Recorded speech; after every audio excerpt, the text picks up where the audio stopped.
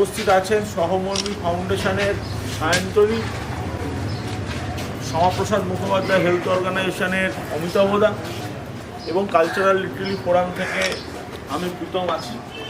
কিন্তু আমরা আজকে যেহেতু নারী দিবস উপলক্ষে আমরা সবাই এখানে একত্রিত হয়েছি, আমি শ্রদ্ধেয়া কাবেরী মহান্তিজিকে অনুরোধ করব তিনি কথাশিল্পীর কে সম্মান জানানোর মধ্যে দিয়ে এই অনুষ্ঠানে। আগামী 8ই মার্চ আন্তর্জাতিক নারী দিবস, তাই সে কথা মাথায় রেখে cultural and Literary forum of বেঙ্গলের উদ্যোগে জাগ্রত নারী শক্তির আন্তর্জাতিক নারী দিবসের প্রাক্কালে এক সুন্দর অনুষ্ঠান অনুষ্ঠিত হয় শরৎচন্দ্র চট্টোপাধ্যায়ের কলকাতার বসত বাড়িতে। তবে এই দিনের কবিতা, গান, আলাপ আলোচনা সবই ছিল। তবে অনুষ্ঠানের শুভ সূচনা হয় কথাশিল্পী শরৎচন্দ্র চট্টোপাধ্যায়ের মূর্তিতে মাল্যদানের মধ্যে দিয়ে। সকলে কে কি বললেন এবং কারা কারা উপস্থিত ছিলেন দেখুন। অন্য নাম, অন্য রূপ, সেটাই হচ্ছে আজকে আমাদের বিষয়বস্তু। নারী হচ্ছে দুর্গা, নারী হচ্ছে শক্তি, নারী হচ্ছে মা, নারী হচ্ছে সেই শক্তি যেখান থেকে সৃষ্টি।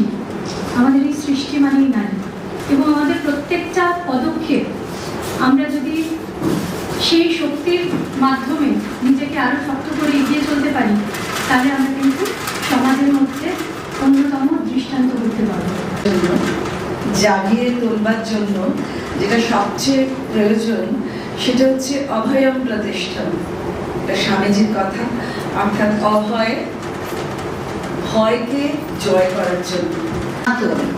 MA PhD, আমার গা আমাবস্যা, আমার চুল মেষ পালকের ফাল্গুন, আমার দুটো থাই, একটা পুরুলিয়া একটা বাঁকুড়া, আমার পিঠ সাঁওতাল পরগনা।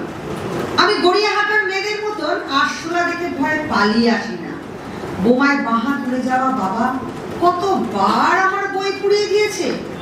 আমার দুঃখিনী মা কতবার আমায় বলেছে মেয়েদের বড় হতে নেই। আমি কৃষ্ণকলি মাহাতো, MA PhD। তোমায় হয়েছি নারী দিবসকে কেন্দ্র করে। আজ থেকে দুদিন পরে নারী দিবস, 8ই মার্চ। আমরা সবাই জানি 8ই মার্চকে আমরা নারী দিবস হিসেবে পালন করি, কিন্তু এর যে একটা ছোট্ট ইতিহাস আছে, ছোট্ট নয়, ওটা অনেক বড়।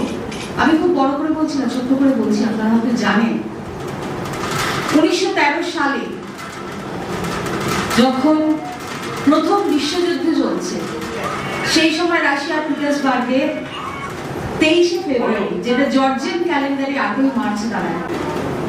তুমি কি আকাশে উড়ে বেড়াও পাখির মতো? আইনজীবী, চিত্র পরিচালক। এসেছি পুরো নিজের ইচ্ছে। কোনো একটা দিন যখন 2010-এর ফেব্রুয়ারির 4 তারিখে আমার বাবা মারা যান, যখন বাবাকে নিয়ে যাচ্ছি, সেই টাইমে রাস্তায় একজন বয়স্ক দাদুকে দেখেছিলাম পড়ে থাকতে। ওই দিন থেকে আমার কাজের শুরু। ওই ভবঘুরে দাদুকে সেই দিন হয়তো চলে গেলাম বাবার কাজের জন্য, পরের দিন গিয়ে তাকে একটু শুশ্রূষা করলাম, তাকে খাবার দিলাম। কিন্তু তারপর থেকে এখন পর্যন্ত 2025 রানিং, তার মধ্যে আমি 57 জন দাদু ঠাকুমাকে রাস্তা থেকে তুলে এনে হসপিটালে অ্যাডমিট করা, তারপরে তাদেরকে কোনো হোমে নিয়ে শিফট করা। এমনকি ওই দাদু ঠাকুমারা তো সবাই তো আমরা চিরদিন বেঁচে থাকবো না, ওনারা যদি যখন দাহ হচ্ছেন, সেই দাহটাও আমি নিজে এখন পর্যন্ত 17 জন দাদু ঠাকুমাকে দাহ করেছি। আমার চোখে পুরুষ রমণী কোনো ভেদাভেদ নাই, সাম্যের গান গাই, সাম্যের গান গাই। বিশ্বে যা কিছু মহান সৃষ্টি চিরকল্যাণকর, অর্ধেক তার করিয়াছে নারী, অর্ধেক তার নয়। বলবো আমি ধন্য এই কারণে যে এরা যখনই কাজ করে doctor Shyamaprasad Mukherjee health organisation সাথে নিয়ে নেয়, এটা আমার কাছে অনেক বড় পাওনা। যাই হোক, বিগত 10 বছর ধরে আমরা এই একটা সংগঠন চালাই। এই যে আজ শুধুই রাবণ ভর, কলিযুগের রামেরও কি তাহলে শুধুই মুখোশে ভর্তি?